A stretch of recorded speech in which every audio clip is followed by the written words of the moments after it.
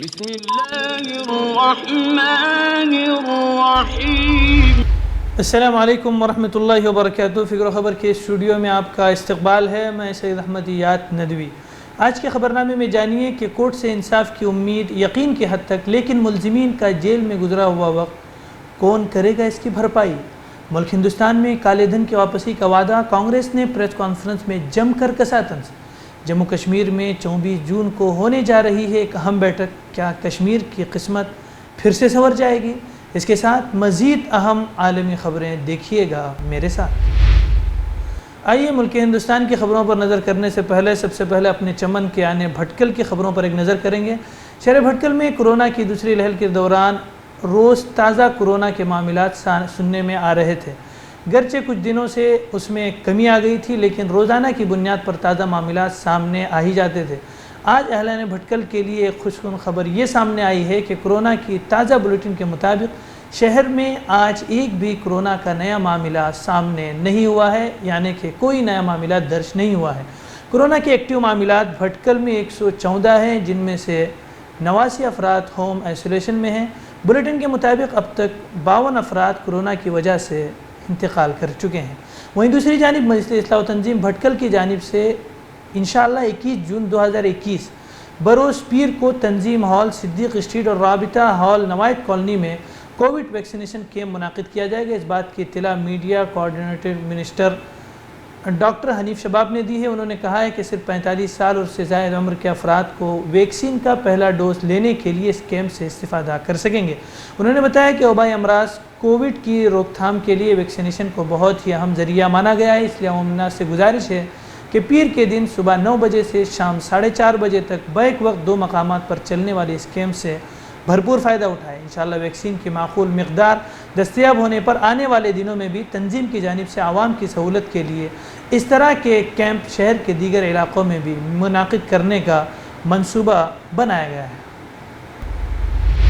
ناظرین بڑھتے ہیں دوسری خبر کی طرف۔ ریاست کرناٹک کے دارالحکومت بنگلور میں گزشتہ برس 11 اگست کو ایک شرپسند کی جانب سے توہین رسالت کا معاملہ پیش آیا تھا، جس کے خلاف احتجاج کے دوران شہر کے ڈی جے ہلی کے علاقے میں تشدد برپا ہوا۔ تشدد میں 4 افراد ہلاک جبکہ متعدد افراد زخمی ہو گئے تھے۔ بنگلور تشدد معاملے کی تحقیقات کے دوران پولیس کی جانب سے کل 472 افراد کو گرفتار کر لیا گیا تھا۔ حراست میں لیے گئے 20 افراد پر IPC سیکشن کے تحت کیس درج کیے گئے تھے، جن کو آج ضمانت مل گئی ہے۔ UAPA یعنی یوپا قانون کے تحت گرفتار شدہ 7 افراد کو آج ہائی کورٹ نے ضمانت دے کر رہا کر دیا ہے۔ اس موقع پر جیل سے رہا ہوئے افراد نے قید و بند کی داستان سنائی۔ انہوں نے بتایا کہ جیل میں ان پر طرح طرح کی زیادتیاں کی گئی اور جان سے مارنے کی دھمکیاں بھی دی گئی۔ انہوں نے بتایا کہ جیل میں 10 مہینے انتہائی تکلیف میں گزرے اور اس دوران ان کے گھروں میں بھی کافی مشکلات میں اضافہ ہوا۔ ان افراد میں سے چند سماجی کارکن بھی ہیں اور چند SDPI کے کارکنان بھی ہیں۔ سماجی کارکنان کا کہنا ہے کہ انہیں اس لیے نشانہ بنایا گیا کہ وہ شہریت ترمیمی قانون کی تحریک کی مخالفت میں سنجیدگی سے متحرک رہے تھے۔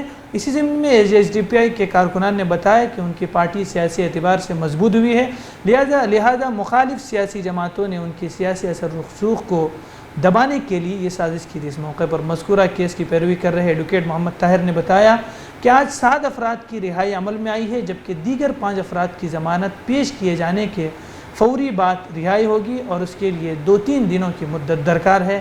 لیکن سوال اب بھی یہی ہے، عدالت سے تو انصاف ملے گا، لیکن ان کی گزری ہوئی مدت جو عدالت میں جو انہوں نے جیل میں گزاری، جیل کے سلاخوں کے پیچھے گزاری، ان مدت کی بھرپائی کرے گا کون؟ ہم دیکھو ہمارے آج تک ہمارے پر ایک کیس نہیں ہے، ہم ٹیررسٹ جیسے ہیں کیا؟ بتاؤ کون دے گا ہمارا انصاف؟ 10 مہینے 8 دن گزر گئے ہمارے جیل کے اندر، ہمارے چھوٹے چھوٹے بچے ہیں، ہمارے بھائی کا انتقال ہو گیا، ہمارے بھابھی کا بھی انتقال ہو گیا۔ یہ کیسا انصاف ہے؟ ہم انصاف کے لیے قانون کے پاس گئے، ہم پتھر مارنے نہیں گئے، MLA کے گھر کو اور نوین کے گھر کو نہیں گئے، کیونکہ انصاف مانگنے اسٹیشن گئے، تو اس کی وجہ سے ہمیں اٹھا کے جیل میں ڈالا گیا۔ کیا ہے کہ انصاف کیا ہے؟ بڑھتے ہی تیسری خبر کی طرف۔ سپریم کورٹ نے آصف اقبال، تنہا، نتاشا نروال اور دیونگنا کلیتا کی ضمانت پر رہا کرنے کی دہلی ہائی کورٹ کے فیصلے پر روک لگانے سے تو انکار کر دیا، مگر اس کا جائزہ لینے کا فیصلہ کیا ہے۔ جسٹس نے ان کی جو جماعت تھی ان کی بینچ نے دہلی پولیس کی اپیل پر نوٹس جاری کرتے ہوئے کہا ہے کہ سپریم کورٹ جب تک کسی نتیجے پر نہیں پہنچ جاتی ضمانت کے اس فیصلے کو بطور نظیر یعنی بطور مثال استعمال نہ کیا جائے۔ کورٹ نے واضح کیا ہے کہ ہائی کورٹ نے UAPA کی جو تشریح کی ہے وہ اہم ہے کیونکہ اس کا ملک گیر اثر مرتب ہوگا۔ دہلی پولیس کی پٹیشن کو سماعت کے لیے منظور کرتے ہوئے سپریم کورٹ کی 2 رکنی بینچ نے جمعے کو JNU کے طالبات جو مذکورہ ابھی اوپر جن کے نام آئے ان کو نوٹس جاری کر دیا ہے۔ 2 رکنی تعطلی بینچ نے اس بات کو پریشان کن قرار دیا کہ ہائی کورٹ نے ملزمین کو ضمانت دیتے وقت فیصلے میں 100 صفحات پر UAPA قانون کے تعلق سے گفتگو کی ہے۔ کورٹ کے مطابق سپریم کورٹ کے ذریعے اس کا جائزہ لینا ضروری ہو جاتا ہے۔ دہلی ہائی کورٹ نے ملزمین پر UAPA کے اطلاق میں جس دھاندلی کا حوالہ دیتے ہوئے آصف اقبال تنہا اور باقی جو عورتوں کا نام اوپر لیا گیا وہی عورتیں ضمانت پر رہا کرنے کا حکم سنایا تھا، اس سے یہ امید بن گئی تھی کہ ہائی کورٹ کے اس فیصلے کو بطور نظیر پیش کر کے دیگر نوجوان بھی رہا ہو سکیں گے، لیکن سپریم کورٹ نے جمعے کو اس پر روک لگا دی۔ پولیس نے ضمانت منسوخ کرنے کی اپیل کی تھی، سپریم کورٹ نے اسے تو تسلیم نہیں کیا، البتہ اس نے حکم جاری کیا ہے کہ جب تک وہ کسی نتیجے پر نہیں پہنچ جاتا تب تک ملک کی کسی عدالت میں کوئی اس فیصلے کو بطور مثال پیش نہیں کر سکتا۔ بینچ کے مطابق یہ واضح کیا جاتا ہے کہ فی الحال مدعا علیہ یعنی نروال، کلیتا اور آصف اقبال تنہا کی رہائی پر کوئی روک نہیں لگائی جا رہی ہے۔ بتا دیں کہ دہلی ہائی کورٹ نے UAPA کے اطلاق میں دھاندلی کا حوالہ دیتے ہوئے قانون کی جو تفصیلی تشریح کی ہے اس نے حکومت کی نیندیں حرام کر دی ہے۔ بڑھتے ہیں چوتھی خبر کی طرف۔ انڈین ایکسپریس کی رپورٹ کے مطابق لونی بورڈ پولیس اسٹیشن کے انچارج کی جانب سے ٹویٹر انڈیا کے MD ماہیشوری کو 17 جون کو بھیجے گئے نوٹس میں کہا گیا ہے کچھ لوگوں نے عداوت اور نفرت پھیلانے کے لیے ٹویٹر کو ایک پلیٹ فارم کے طور پر استعمال کیا ہے۔ ٹویٹر نے ایسے پیغامات پر کوئی نوٹس نہیں لیا جو ملک میں کمیونٹی کے بیچ دشمنی پھیلانے اور ہم آہنگی کو متاثر کرنے کے لیے کوشش کر رہے ہیں۔ اس طرح کے پیغامات کو وائرل ہونے بھی دیا جا رہا ہے۔ اس معاملے کی جانچ کی جا رہی ہے اور اس میں آپ کی شرکت یعنی ٹویٹر کی MD کی شرکت لازمی ہوگی۔ SP غازی آباد نے جمعے کو صحافیوں کو بتایا کہ منیش مہاوری ٹویٹر انڈیا کے MD ہیں اور انہیں کل جمعرات CRPC کی دفعہ 166 کے تحت ایک نوٹس بھیج کر جانچ میں تعاون کرنے کے لیے کہا گیا ہے۔ ان سے کچھ دیگر جانکاریاں بھی مانگی گئی ہیں اور انہیں مقامی پولیس تھانے میں پیش ہونے کے لیے 7 دن کا وقت دیا گیا ہے۔ اب دیکھنا یہ ہوگا کہ چڑیا پنجرے میں قید ہوگی یا پنجرہ چڑیا اڑا لے جائے گی۔ بڑھتے ہیں 5ویں خبر کی طرف۔ ادھر غازی آباد کے لونی علاقے میں بزرگ مسلمان کو پیٹنے اور داڑھی کاٹنے کے ملزم تمام 9 لوگوں کو مقامی عدالت نے عبوری ضمانت دے دی ہے۔ ملزمین کے وکیل نے جانکاری دی۔ پولیس نے معاملے میں کلیدی ملزم پرویش گجر کو 13 جون کو گرفتار کر لیا تھا۔ پولیس کا کہنا ہے کہ 15 جون کو انہوں نے معاملے میں 2 اور مشتبہ لوگوں کو گرفتار کیا گیا تھا۔ اس کے 2 دن بعد 6 اور لوگوں کو گرفتار کیا گیا۔ ملزمین کو 17 اگست تک عبوری ضمانت دے دی گئی ہے۔ معاملے میں ملزم پردیش گرجر کے وکیل نے بتایا کہ حالانکہ جبراً وصولی کے ایک دیگر معاملے میں عدالت حراست میں ہی رہے گی۔ انہوں نے کہا کہ اس معاملے میں جن دیگر لوگوں کو ضمانت دی گئی ہے ان میں شریک ملزم مشاہد اور دیگر کو بھی ضمانت دے دی گئی ہے۔ ان تمام لوگوں کو 14 جون کو معاملے کا مبینہ ویڈیو وائرل ہونے کے بعد گرفتار کر لیا گیا تھا۔ غازی آباد پولیس نے دعویٰ کیا ہے کہ گجر اور اس کے ساتھیوں نے عبدالصمد پر اس لیے حملہ کیا کیونکہ اس نے مبینہ طور پر انہیں تعویذ فروخت کیا تھا جس سے ان کے اہل خانہ پر منفی اثر پڑا تھا۔ تاہم پولیس کا یہ بیان عبدالصمد کے بیان سے بالکل مختلف ہے۔ عبدالصمد نے ایک ویڈیو میں کہا تھا کہ ملزم نے اسے ہندو کے نام کا نعرہ لگانے پر مجبور کیا تھا۔ انہوں نے یہ بھی کہا کہ ملزم نے اسے بتایا تھا کہ انہوں نے بہت سارے مسلمانوں کو مارا پیٹا اور اسے برادری کے لوگوں کی مار پیٹ کی ویڈیو دکھائی۔ پولیس نے اپنے بیان میں ان میں سے کسی بات کا ذکر نہیں کیا ہے۔ بڑھتے ہیں 6ٹھی خبر کی طرف۔ سوئس بینک میں جمع ہندوستانیوں کے رقم میں ریکارڈ اضافے کی خبر منظر عام پر آنے کے بعد ایک ہنگامہ برپا ہو گیا ہے۔ اپوزیشن پارٹی کانگریس نے اس تعلق سے وزیر اعظم نریندر مودی ہی کو کھٹرے میں کھڑا کر دیا اور کہا ہے کہ وزیر اعظم نریندر مودی سوئس بینک میں جمع کالے دھن کو واپس لانے کے وعدے کے ساتھ 7 سال قبل اقتدار میں آئے تھے۔ انہی مودی حکومت کے دور حکومت 2020 کے دوران ہندوستانیوں نے اس بینک میں 20,000 کروڑ روپے جمع کیے ہیں۔ دوسری طرف کانگریس کے سینئر لیڈر اور ترجمان رندیپ سنگھ سرجیوالا نے بھی سوئس بینک میں گزشتہ سال ہندوستانیوں کے ذریعے ریکارڈ جمع رقم پر PM مودی سے سوال کیا۔ انہوں نے ایک ٹویٹ میں کہا ہے جس میں انہوں نے لکھا ہے کہ سوئس بینک میں جمع پیسہ اب ہوا 20,700 کروڑ روپے۔ سال 2019-20 کے درمیان 286% اضافہ ہوا گزشتہ 13 سالوں میں سوئس بینک میں سب سے زیادہ پیسہ. مودی جی جواب دیں, 3 سالوں میں کالا دھن واپس لانے کا وعدہ کیا ہوا؟ اب تو 7 سال ہو گئے. دوسرا سوال یہ تھا, کیا خواہش نہیں یا پیسہ دوستوں کا ہے؟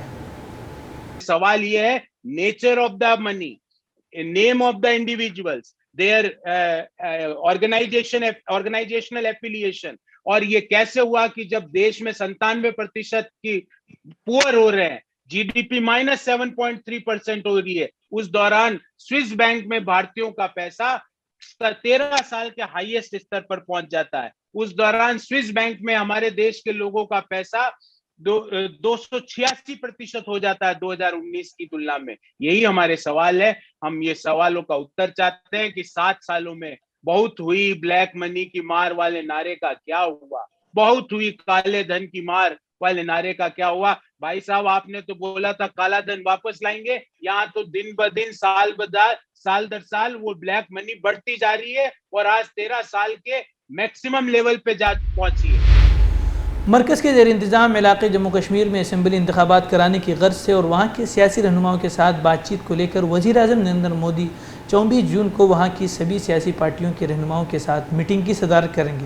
اگست 2019 میں جموں کشمیر کی خصوصی حیثیت ختم کرنے اور اسے مرکز کے زیر انتظام 2 علاقوں میں منقسم کرنے کے بعد وزیر اعظم مودی کے جموں کشمیر کے رہنماؤں کے ساتھ یہ پہلی میٹنگ ہوگی. اس میں وزیر داخلہ امیت شاہ اور مرکزی وزراء کے شامل ہونے کی امید ہے. افسران نے بتایا کہ مرکزی قیادت نے نیشنل کانفرنس کے رہنما Farooq Abdullah, P D P کی صدر محبوبہ مفتی, جموں کشمیر اپنی پارٹی سربراہ الطاف بخاری اور دوسرے سجاد لون کو دعوت دینے کا عمل شروع کر دیا ہے. محبوبہ مفتی نے جمعے کی رات خبر رساں ادارے پی ٹی آئی کو بتایا کہ انہیں مرکز سے 24 جون کو ہونے والی میٹنگ کے لیے فون آیا تھا. انہوں نے کہا ہے کہ میں نے ابھی فیصلہ نہیں کیا ہے, میں اپنی پارٹی کے اراکین سے بات کرنے کے بعد ہی آخری فیصلہ کروں گی.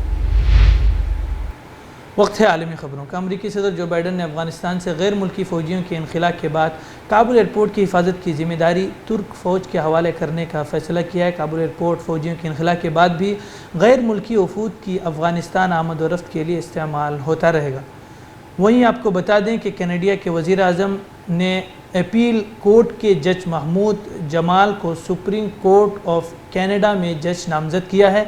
آپ کو بتا دیں کہ کینیڈا کی 146 سالہ تاریخ میں پہلا موقع ہے جب کسی سیاہ فام شخص یا کسی مسلم کو ملک کی عدالت عظمیٰ کا جج نامزد کیا گیا ہے. یہ ایک نئی تبدیلی کی علامت ہے کیونکہ اب تک سپریم کورٹ کے لیے صرف سفید فام جج ہی مقرر کیے جاتے تھے. چند روز قبل عالمی میڈیا میں جنوبی افریقہ کی 37 سالہ خاتون نے اس وقت جگہ بنائی تھی جب ان کے حوالے سے یہ مشہور ہوا کہ انہوں نے بیک وقت 10 بچے پیدا کر کے گینیز بک آف ورلڈ میں نیا ریکارڈ میں اپنا نام درج کر لیا ہے.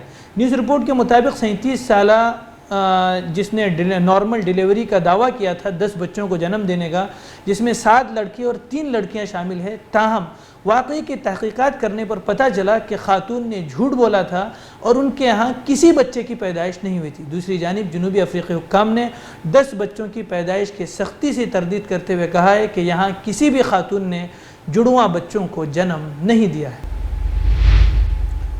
فلسطین اور اسرائیل کے مابین ایک معاہدے کے تحت اسرائیلی حکام نے مغرب کے کنارے کے رہائشیوں کو لگانے کے لیے کرونا ویکسین کی کھیپ بھیجی تھی, تاہم ان ویکسین کی ایکسپائری انتہائی قریب تھی, لہٰذا انہیں واپس بھیجا گیا ہے. فلسطینی اتھارٹی نے زائد المیعاد ویکسین یعنی جس کی ایکسپائری بہت قریب ہو وہ ویکسین بھیجنے پر نہ صرف شدید احتجاج کیا بلکہ اسرائیل سے ویکسین خریدنے کے معاہدے کو بھی منسوخ کر دیا. اسرائیل کی نئی حکومت نے غزہ کے علاقے میں ویکسینیشن کرانے کا اعلان کر دیا تھا. فلسطینی اتھارٹی کے اسرائیل سے کرونا ویکسین کی خریداری کے معاہدے پر فلسطینی شہریوں نے بھی تنقید کا نشانہ بنایا تھا, جس پر فلسطین کے وزیر صحت کا کہنا تھا کہ معاہدہ اسرائیل کے ساتھ نہیں بلکہ فائزر کمپنی کے ساتھ کیا گیا ہے. فرانسیسی صدر میکرون نے قصبے کے ایک اسکول کا دورہ کیا. دورے کے موقع پر میکرون کو اس وقت ہزیمت کا سامنا کرنا پڑا جب ایک بچی نے سوال کیا کہ تھپڑ کھا کر آپ کو کیسا لگا, آپ کی طبیعت کیسی ہے. فرانسیسی صدر میکرون نے بچی کی جانب مسکراتے ہوئے جواب میں کہا کہ ٹھیک ہوں لیکن مجھے بالکل اچھا نہیں لگا.